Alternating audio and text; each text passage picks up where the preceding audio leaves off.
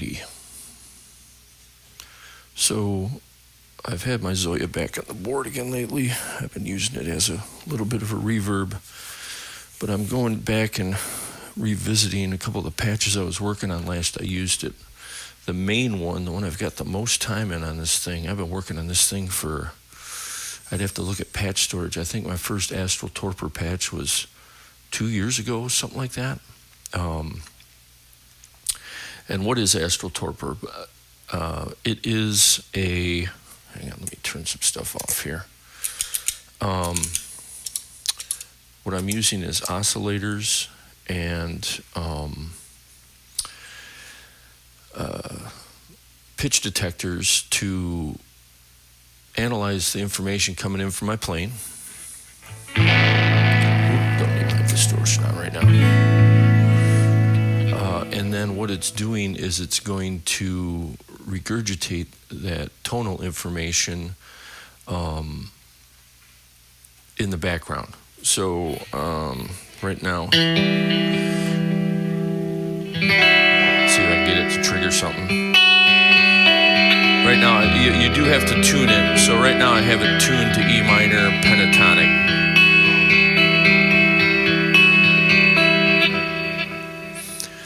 So what I'm doing with that information is I'm sending it through Ghost Verb. I'm sending it in through a left and right looper.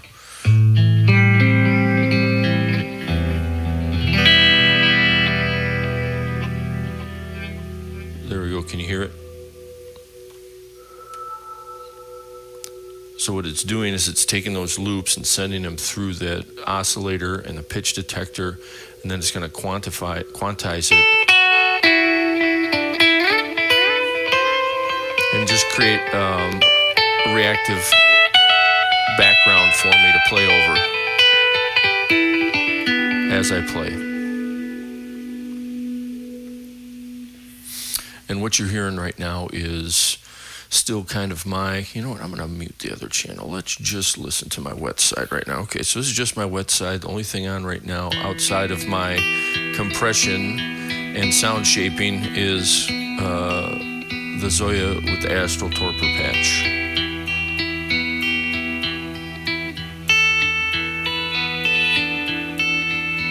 And then obviously I have some post-processing going, which involves just a little room reverb, some phase correction, finalization process.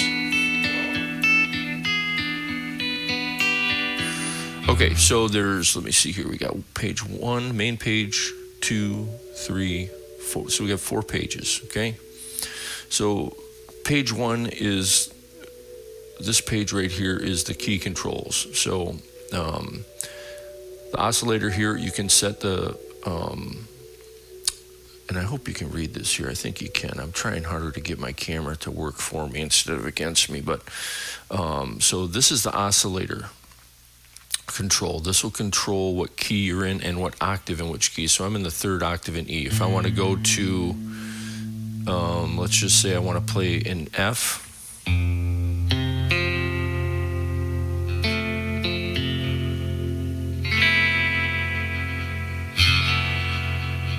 Once the information hits the oscillator, it'll spit stuff out in F. Now, that isn't the only place. Let's go back to E3 here, because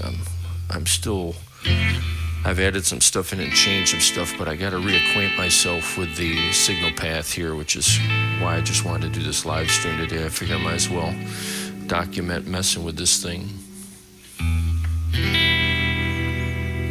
Okay, so there's the oscillator key, okay? The next 2 here on the control page, the purple and the red, okay, are both quantizers. So I can also, I choose the key. So left and right, you can choose the key, okay? And then you can also choose the scale it will play stuff back in. So right now I have, again, I'm set up for playing in E.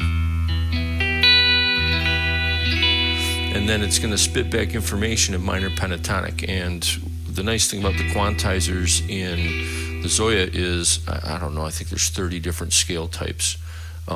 Major pentatonic, whole tone, 2 semi-tritone, tritone, harmonics, and then you have all the modes You can just do it with natural minor, which would be what, Aeolian. But right now we'll just stick with minor pentatonic. But you have all these different modes. You can have it spit back out information for you, which is really fantastic because you can really get this thing doing some wild stuff for you. Okay, so back to minor pentatonic. So to set it up, prior to whatever you're going to play, again, today I'm decided I'm going to play an E minor. So I've got the oscillator set up to spit back in the third octave of E. I've got both quantizers set up to spit out stuff in E minor pentatonic. So that's the page one. That's just your basic control page. So if you pick up your guitar and you're going to say, all right, I'm going to do an E minor jam, there you go. If you pick it up and say, I'm going to play in G major jam, which is kind of the same thing, but in any case, you can set those things up and then you can have it regurgitate whatever kind of scale you want. So a lot of room to experiment just with 3 simple controls here. Really, you're just setting up the key, and then on the left and right, you're setting up the kind of mode that it's going to play.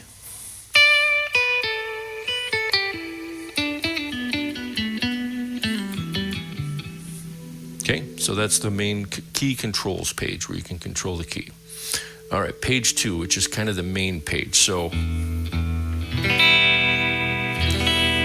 right, what I'm going to do here is I have a little loop in here. I believe it's in E minor. I'm just going to, oh, can I play it while the thing's off? All right, so I'm going to have to turn on the microcosm. Let's see if I can turn off the, give me a second here. Let's do it looper only. And then I can just play the loop. I don't have to have the microcosm doing its thing in the background. And I'll just keep it down in the background here so you can kind of see where the signal's going. Put my guitar down for a minute. Because this one's a little bit more involved. I've owned theremins and analog synths and stuff over years, but really more as an experimental thing.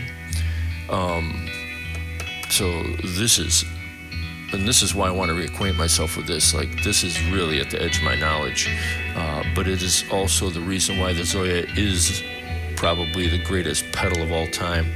Can you hear it kicking in now? You can hear that oscillator being quantized into those minor pentatonic scales. Again, at my chosen octave as well. So here we are on page 2, which is the main page. Main page meaning the main inputs and outputs. So you got your left and right outputs, okay? And I have it set up so you can see where I'm sending the signal and at what strength you're sending that signal. So on the left, I'm sending that input signal to the looper, as well as the reverb light, I believe. I'm going through 2 reverbs on this. The reverb light is coming after the ghost verb, I believe, or it's in parallel to the ghost verb. That's something I got to kind of figure out what I was doing here, because I added this ghost verb in, so I want to make sure my connections are good as we run through this as well. And then if I go to the right, and I can change it so I can see where I'm sending the signal, I'm sending the right input signal to the other looper. The 3rd and 4th pages, the 3rd page is the left side, the 4th page is the right side, which involve the loopers and the oscillators and the ADSRs and the VCAs and such. So eventually, I guess effectively, I'm converting my audio signal into the analog synth realm, or in this case, it's technically modular synth realm. Let's call it that because it's not really analog synth. It's digital, but so now I know where my signal's going. So the next thing on this page is the ghost verb, and if you watch my other video I made on the ghost verb, I'm doing something similar with it. I'm taking a envelope follower and I'm sending the output of that envelope follower to the decay on the ghost verb. Now on the decay on the ghost verb, in my other patch, I was using a control voltage inverter to suppress the ghost verb as I played, so my playing doesn't. This is the opposite. I'm using the output of the envelope follower, which is attached to what? So it looks like it's attached to the output of both. Okay, so I do remember what I'm doing with this now. So the output of the envelope follower, or the input of the envelope follower, is attached to the output of both loopers, okay? And the ghost verb is set at 100% wet, okay? So when the decay is at its minimum, there's no signal coming through, so I'm effectively using it as a fader, a very cool reverby fader, because ghost verbs got the compression and the resonance and all that. So that's the control I'm using to send this kind of quantized synth signal that's coming in underneath. And if you have headphones on, you can hear it kind of floating around under my loop. There we go. Turn my loop down. And you can see the envelope follower is receiving input from the output of both the loopers. So it just has this really cool effect of bringing in this kind of, in E minor case, it's kind of haunting background, but if you did something in a major key, it would be, I don't know, whatever you equate major key to as compared to minor, sad minor, happy major. And those loopers are automatically recording, and we'll get to that. But okay, so I'm glad I did this, because now I remember why I was not using the envelope follower through a control voltage inverter, because I don't want to suppress the signal. I want to use it like a fader, which is, as you can hear, it comes in very nice. Okay, so here we just have reverb light. So what that's doing is it's taking everything I've got coming through here as a final output. And it looks like I just have kind of a long decay time on there, kind of a low mix. I can probably mess with the mix on my particular setup. By the way, once I decide this is done, I am going to put this on patch storage. I haven't been on patch storage in a long time, but if you are a Zoia owner and you find me on patch storage, which I'm on there as At Home on 2, this patch will be up there sooner than later, because I hadn't visited this patch in a while, but now that I've got this ghost verb in there, I think I can call it done. Okay, so the reverb light is simply going to the outputs left and right. This is just output left and right, and I have a gain control on it too if you need to increase or decrease the output of it. And I think, let me grab my guitar here, I think it's, compared to my other channel, a little bit quiet. Yeah, I need to give a little more output.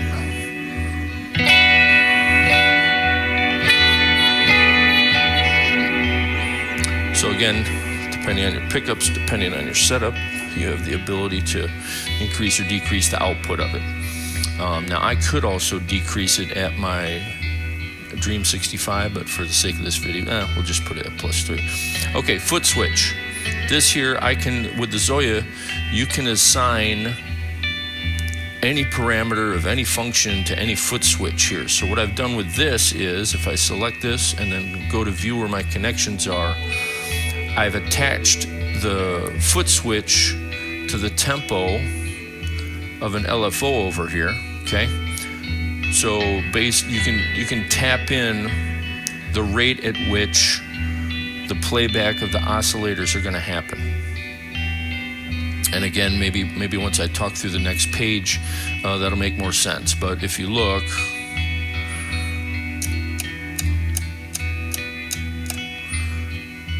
try and tap it a little better here so you can see the BPM rate change.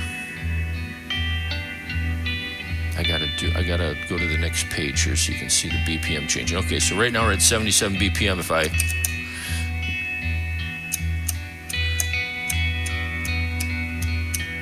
So there you go. I'm roughly running at 78 BPM right now, which is actually a little slow for me. Normally I'm around 93. So that's the main page. The next two pages are going to be identical, except for one's basically sending information to the left and one sending information to the right, okay? So on page 3, which is the left quote-unquote page, we're going into a looper. And how long of a looper did I make these? It's still 32-second long looper, so it could be a fairly long loop. I'm not changing the speed. I'm just sending the output of that to a pitch detector, okay? And this is where the information, actually I'm sending this information to a couple different places, I would assume, yeah. So I'm sending the output of the looper once it starts playing back, because it's an automatically recording looper. I'm sending one side of that output to the pitch detector, and then I'm sending the other output of that to the envelope follower, as I alluded to earlier. And then that pitch detector, by the way, there's an LFO down here, a random LFO, that is sending information to record or not record on the looper, okay? So now that the information's coming through this pitch detector, and you can see that it's detecting the pitch,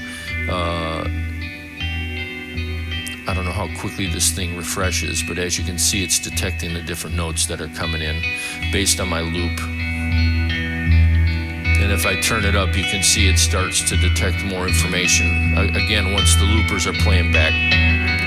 So that information is now, turn that loop down some. As you can see, the more information there, the more reverb you're going to get, which is great, because again, I'm just trying to create a reactive background to what I'm playing. By the way, welcome to the chat, whomever you are. Not sure how long you've been here, but I'm trying to go through one of my Zoia patches here that I've been working on for a long time, and I think I'm just about done with it. Let me try and make sure my chat's on in case you have any comments or questions. But man, it's laggy.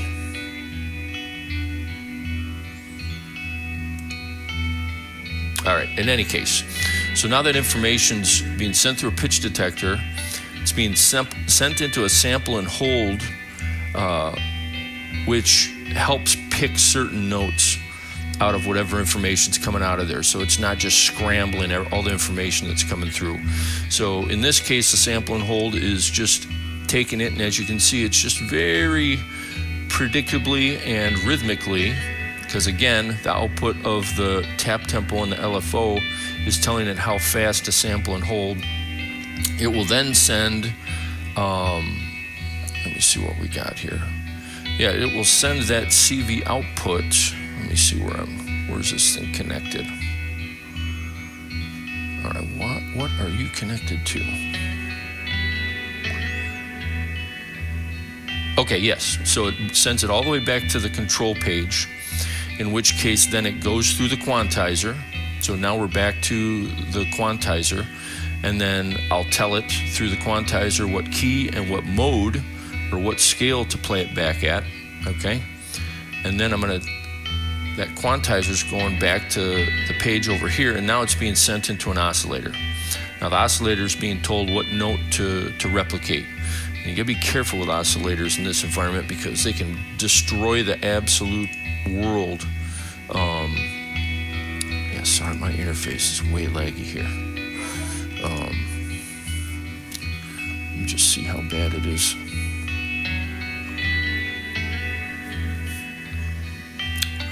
Okay, yeah, that was about a 3-second lag. So if you type something, give me a moment. Probably take a second to show up. So in any case, so now I'm in the oscillator world. You can see what, I think you can see it. It's telling it the sample and hold at the tap tempo rate is telling the oscillator what note to reproduce, okay? And then that is being sent down to a VCA. That VCA is being controlled by an ADSR, which will fade the notes in and out. So ADSR, or am I saying it? Yeah, ADSR, so attack, decay, sustain, release. So you have control over all those things in the synth realm with an ADSR.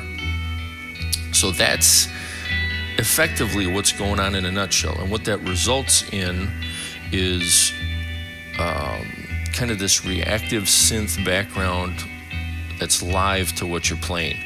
Now, what I've found that if I didn't have the loopers in there, which is what the first two Astral Torpors were, is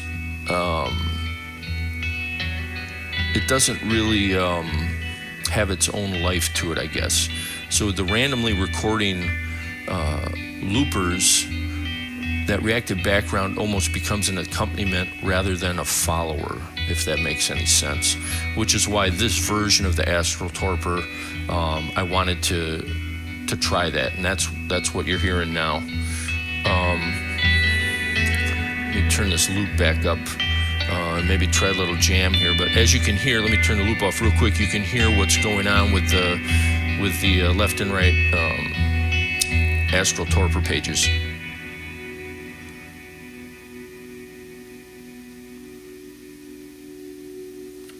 You just have this nice kind of hovering synth background to everything you're playing, which is pretty cool.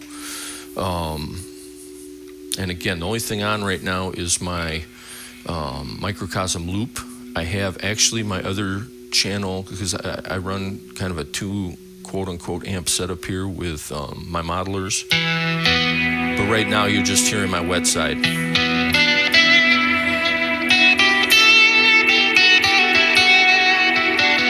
So it's going to sound a little wet because I don't have my other channel on, as compared to, I'll turn the other channel on here for a second.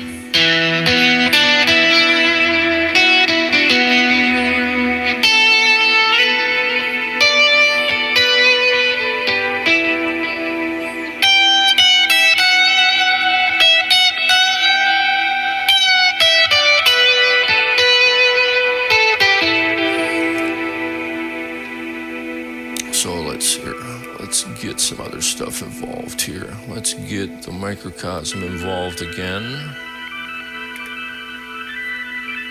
Let's get the layers involved. Let's get the onward involved. Let's get the galaxy in there. As you can hear now, everything's starting to come together. Thank you, Steve. I appreciate it. Yeah, this is one of those ones where it takes, man, to get all this stuff to work together is quite an effort, especially with something like the Zoia, which literally is an ocean of possibilities, and there isn't a single pedal that has ever been created that's even close to providing the opportunity to really do things. But as you can hear, what's playing here is just what I was playing in my guitar being recorded into a looper, left and a right, 2 different loopers, I should say, quantized, turned into a synth signal, picked up by an oscillator, and then played at my chosen scale. So I have the onward, the galaxy, the MXR layers, and the microcosm on now, so there's going to be other things making noise here, but once those loops pick up some information, start spitting it out to those oscillators,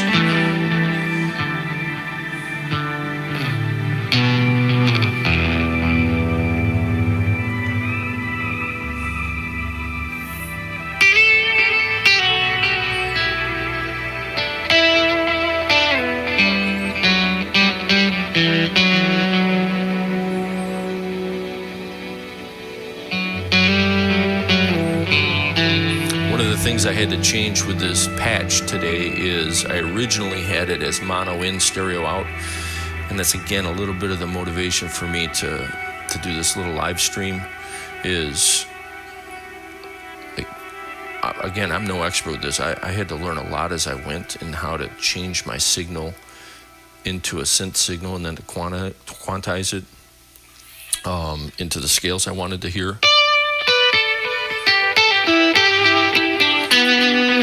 Okay, so that's E minor, and that was my example key.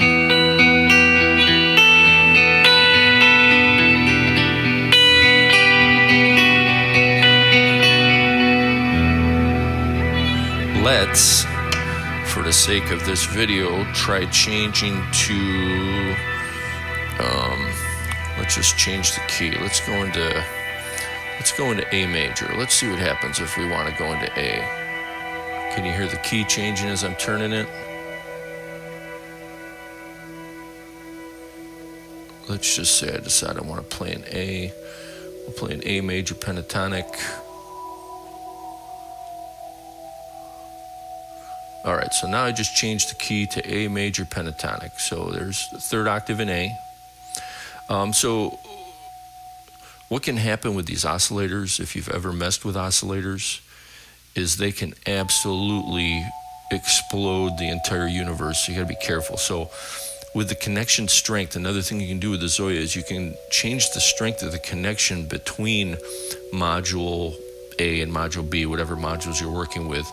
And what I'm doing with these is it won't push those octaves up above the fifth octave or higher, because it really gets harsh sounding. Now, I could probably add some filtering in to help soften that, which again, you can do anything you can imagine with the Zoia in that regard. But I think I'm out of processor for the most part. So we'll stick with the third octave for the most part, because I know I have the connection strengths that won't push the oscillators into anything higher than I think the fifth octave. I think it peaks at the fifth octave. Okay, so now we're going to try A major.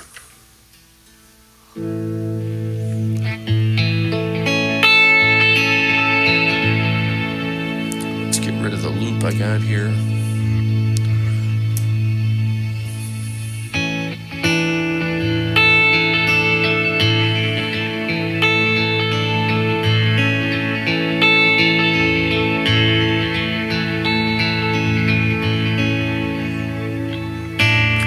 Steve, if you're still paying attention, do you have a Zoia? Are you a Zoia owner?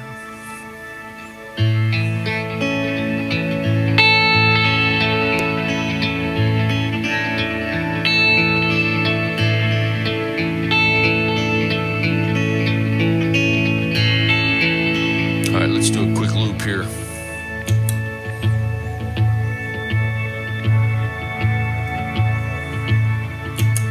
It's a real quick loop.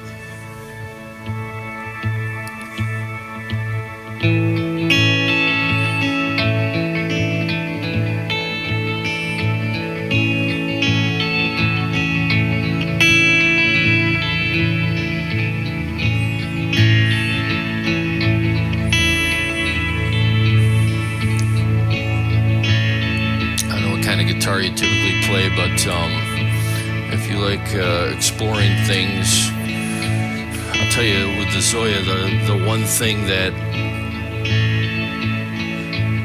can really, I guess, be distracting about it is you got this tiny little screen, so you find yourself hovering over this tiny little screen as you're building these patches.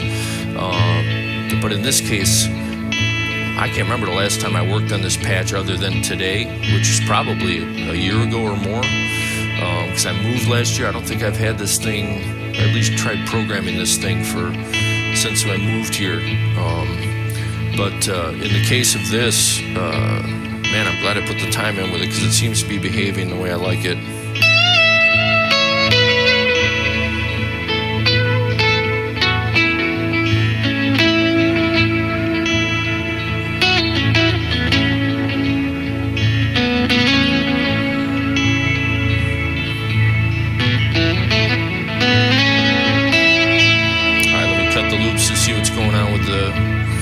The oscillators.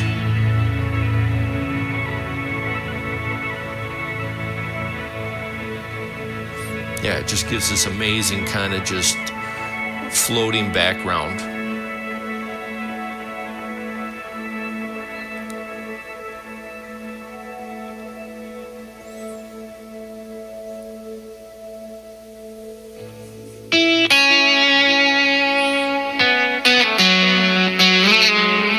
Oof, help if I could play, huh?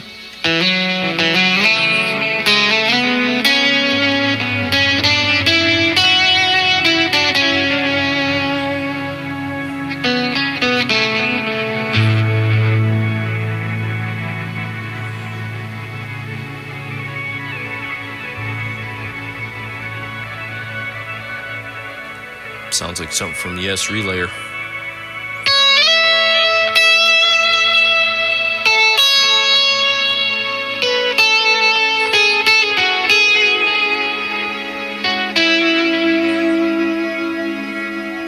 And again, again, we have it set up to A major pentatonic, so it's just going to play major pentatonic stuff in the background for me.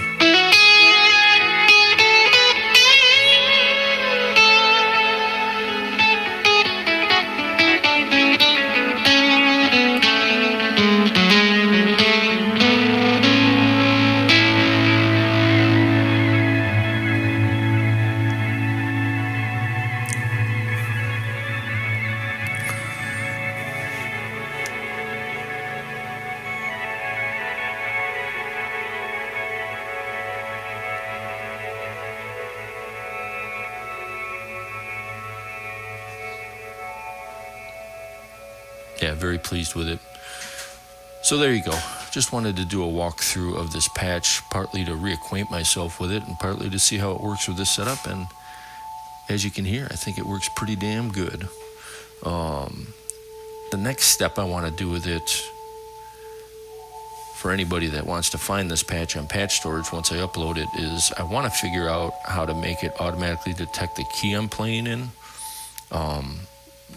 I have been able to boil it down to these 3 simple controls, though, which is cool. Fairly easy to dial in once you choose your key you want to play in. In my environment, it's not that big a deal because I'm not in a live setting. I'm just improvising. So in the case of this, it works fine for me, but for anybody that might want to use it in a live setting, you're going to have to do a little shoegazing, I guess, for lack of a better term. So in any case, Steve, I appreciate you hanging around for it. Who knows? Maybe I motivated you to get a Zoia. There's a heck of a lot to learn on it, and I don't even feel like I've scratched the surface, but every time I pull it out, I learn something new, and it benefits me creatively and musically. So Empress is just this is the Devo of pedals. I've always said Devo was like 60 years ahead of the music industry and still are. Well, that's what the Zoia is. The Zoia is the Devo. They should have called this the Devo. There we go. That might be the last of the loop. But in any case, have a good one. Enjoy Zoia if you get it. We'll see what kind of response I get here. I'll get on. I haven't been on Patch Storage in a long time. I got to figure out how to get logged in there again. So until that time, and until next time, adios.